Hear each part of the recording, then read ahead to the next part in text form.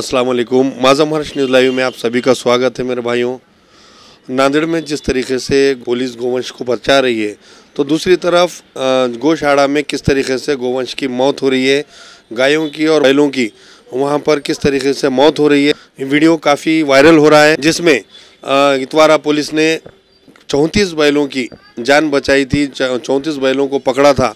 उसी तरह वो एक गौशाला में भेजा जाता है। जिस तरीके से गौशाला में किस तरीके से जानवरों को बेचे जाता है, ऐसा आरोप लगाया जा रहा है।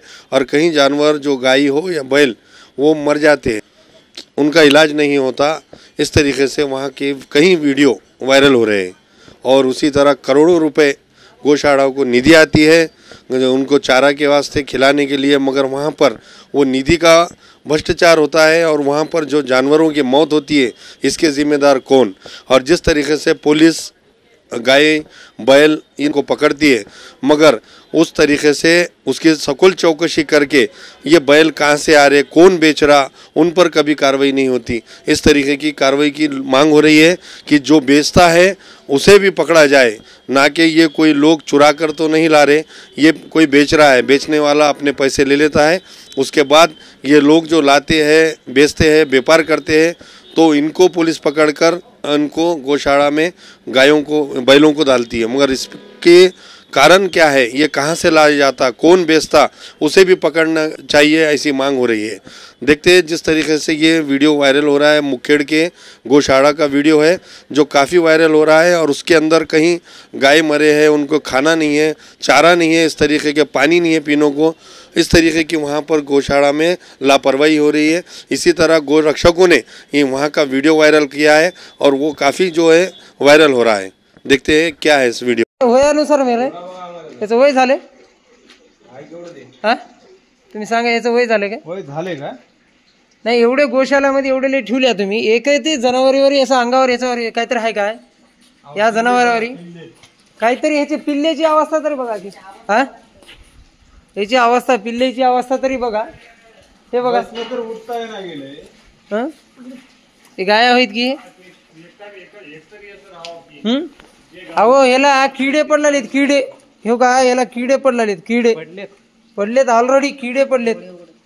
याची काहीतरी परिस्थिती, त्याला किती दिवस असं 1 करोड रुपये निधी येऊ लागली, 1 करोड रुपये. त्या करोड रुपये मध्ये किती भाडं देता येते, किती शेतकरी असं आम्ही असं ठेवल्या, आमचं हे हाय संस्था म्हणलं तर या संस्थेसाठी किती की अनेक लोक देतात. गोवंशासाठी म्हणलं तर लोक, शेतकरी असं काही पैसे द्यायची गरज नाही, फुकट भरून न्या म्हणतात. तुम्ही किती की भाडे देऊ शकता, काही पण दान करतात तुम्ही. अन्न ते याला चारा नाही, ते काय अवस्थेमध्ये लॉकडाऊन मध्ये टाकलं कोणती चारा, ते चारा आहे ते कुठं चारा आहे, त्याच्यासमोर कुठं आहे, त्याला पाणी कुठं आहे, अवस्था नुसती पाणी पाहिजे आल्या तेवढं संपलं बस, पाणी पियाचं राहायचं. हे असं होते काय दादा, कधी विचार करा.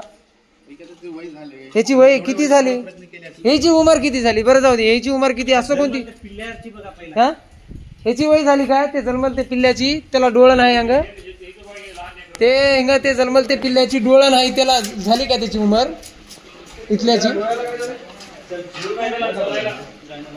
असंच बोलतात जातात हिंग दादा, असंच बोलतात. नमस्कार, माझा महाराष्ट्र लाईव्ह मध्ये आपल्या सर्वांचं स्वागत आहे. मुखेड येथील गोशाळेतील गोवंशाचा अन्न पाण्याविना मृत्यू. गोवंश वाहतूक विक्रीवर कारवाई करण्यात येत असली तरी गोशाळेतील गोवंश सुरक्षित आहेत का, याकडे प्रशासनाचे लक्ष नसल्याचे दिसून येत आहे. मुखेड येथील गोशाळेतील गोवंशाचा अन्न पाण्याविना मृत्यू होत आहे, तर काही गोवंश विक्री होत असल्याचा प्रकार घडत आहे. विशेष म्हणजे या गोशाळेला 1 कोटी रुपयांचा निधी देखील देण्यात आलेला आहे. त्यातच गोमातेसाठी दररोज 50 रुपये येतात. परंतु गोशाळेचे अध्यक्ष सत्यवान गरुडकर मात्र गोवंशाची देखभाल करत नसल्याचे दिसून येत आहे. ताज्या बातम्या पाहण्यासाठी माझा महाराष्ट्र लाईव्ह या आमच्या न्यूज चॅनलला सबस्क्राईब करा. व्हिडिओ आवडल्यास व्हिडिओला लाईक आणि शेअरही करा.